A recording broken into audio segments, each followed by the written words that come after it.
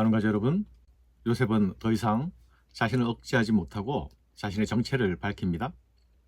유다의 진실하고 헌신적인 사랑의 모습에 요셉 안에 있던 장벽이 무너져 버렸습니다. 형들의 변화를 본 요셉은 잠시 주변을 물린 후에 참았던 눈물을 쏟아내죠. 그 눈물의 통곡 소리가 얼마나 컸든지 온 궁중에까지 퍼져 나갔습니다. 이 눈물은 오랜 기다림과 인내 끝에 터져나온 눈물이죠. 그는 이날까지 아버지에 대한 그리움과 함께 죄송함을 품고 있었을 것입니다.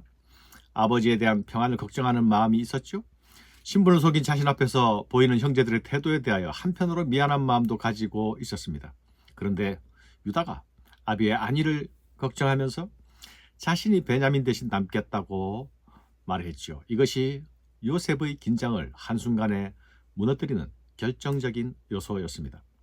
그가 걱정했던 요인들이 유다의 결단을 통해 한순간에 모두 해소되었기 때문입니다. 그의 울음은 이 모든 긴장을 순식간에 녹이며 번물처럼 터져 나오고 있었습니다. 참으로 오랜 시간 동안 응축되어 있던 참아왔던 서러움이 아니었습니까? 아마도 이집트로 팔려온 이후로 이런 울음은 처음 우는 것일 것입니다. 하지만 이 울음은 슬픔의 눈물이 아니라 정화의 눈물이고 카타르시스의 눈물이 아닙니까? 한참 울음을 울다가 멈춘 후 요셉은 드디어 자신의 신분을 밝힙니다. 나는 요셉입니다. 신분을 밝힌 후 던진 첫 질문은 다름 아닌 아버지에 대한 안부였죠. 내 아버지께서 아직 살아계신가? 지금까지 요셉은 야곱을 당신들의 아버지라고 부르지 않았습니까? 이제 요셉은 마음껏 내 아버지라고 부릅니다. 얼마나 감격스러운 순간입니까? 두꺼운 커튼 하나가 활짝 젖혀져 나갔습니다. 그러나 형들은 이 간단한 질문에조차 바로 대답을 하지 못하죠. 자신 앞에 있던 애굽의 총리가 바로 자신들이 구덩이에 던져버렸다가 노예로 팔아버린 그 요셉이란 사실에 받은 충격 때문입니다. 그들은 한동안 얼이 빠져 있습니다. 형들에게 이 상황은 도무지 상상할 수 없었던 충격적인 상황입니다. 자신들이 팔아버린 그 요셉이 지금 자신들의 눈앞에서 애굽의 총리의 자리에 앉아 있습니다. 그들의 생각 속에 제일 먼저 드는 마음이 무엇이었겠습니까? 이제 큰일 났다 라는 위기의식과 함께 찾아오는 두려움이 아니었겠습니까? 그런데 요셉은 이런 형제들에게 가까이 오라, 가까이 오세요 라고 말합니다. 나는 당신들이 애굽에 팔았던 아우 요셉입니다. 드디어 올 것이 오고야 말았다는 마음이 들었을 것입니다.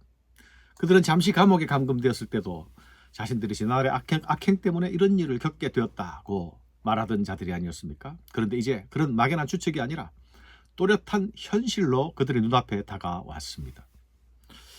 요셉은 자신을 당신들이 팔아넘긴 요셉이라고 말하고 있지만 이 말은 결코 형들을 추궁하기 위함이 아니었습니다. 요셉의 입에서는 그 일 가운데 숨겨져 있던 놀라운 하나님의 섭리가 고백되고 있습니다. 당신들이 나를 이곳에 팔았다고 해서 근심하지 마소서, 한탄하지 마소서. 하나님이 생명을 구원하시려고 나를 당신들보다 먼저 보내셨나이다. 먼저 보내셨나이다. 지난날에 있었던 형과의 일들은 요셉에게나 형들에게나 모두에게 고통이었죠. 요셉은 실로 얼마나 긴 인내와 고통의 시간을 보냈습니까?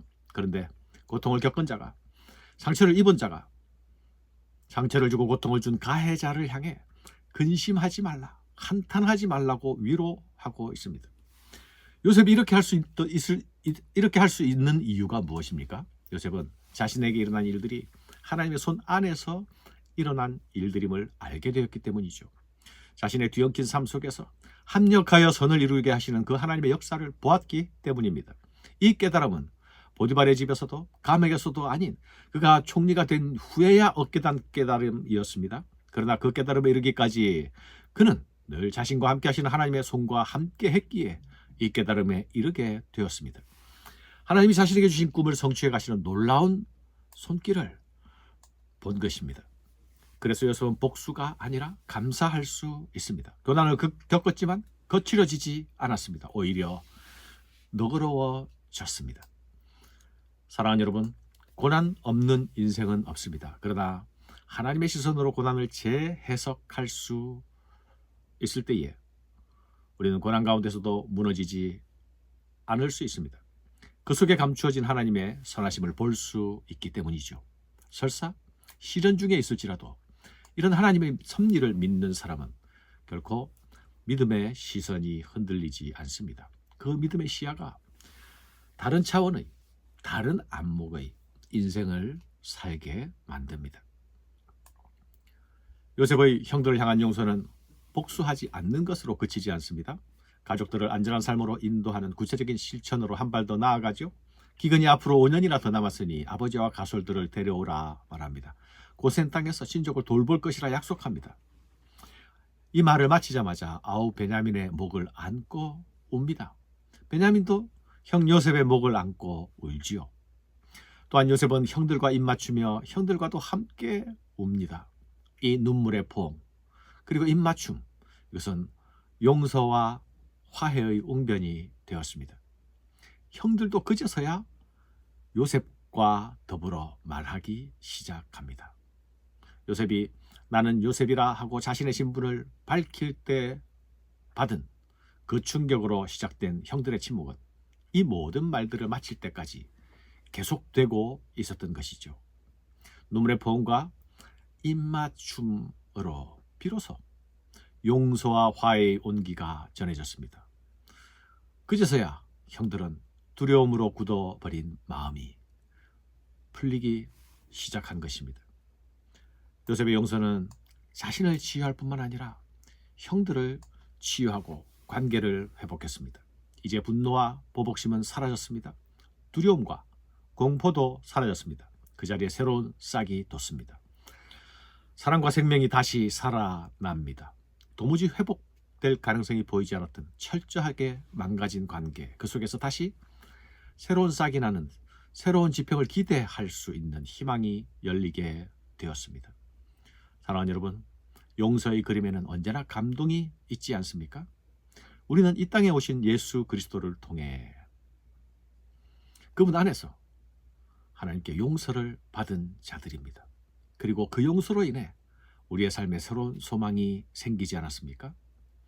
용서를 아는 자답게, 용서의 은혜를 아는 자답게, 용서의 기쁨을 아는 자답게 용서하는 자로 나설 수 있으면 좋겠습니다.